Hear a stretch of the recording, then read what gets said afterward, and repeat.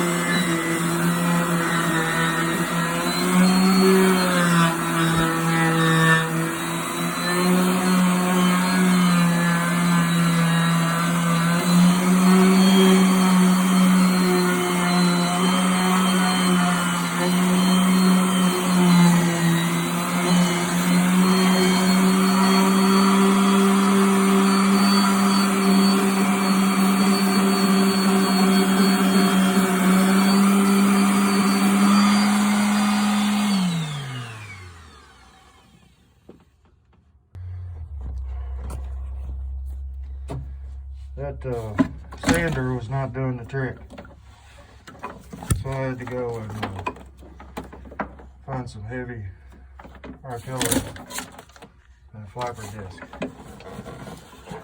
Let's try this again.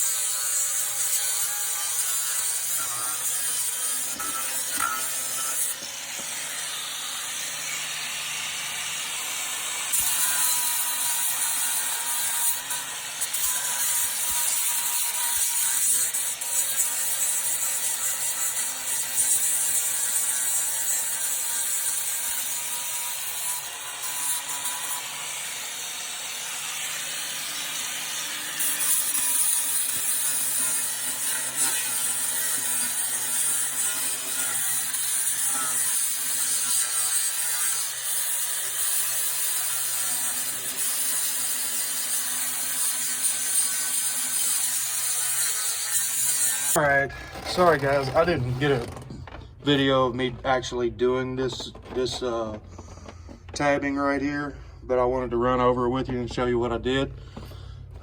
We ended up, that air pocket that you saw, I ended up grinding it completely out. I just didn't want it in there, and didn't want to have to trust penetrating epoxy. So we made some Cavasil up, and then I laid this cloth over it.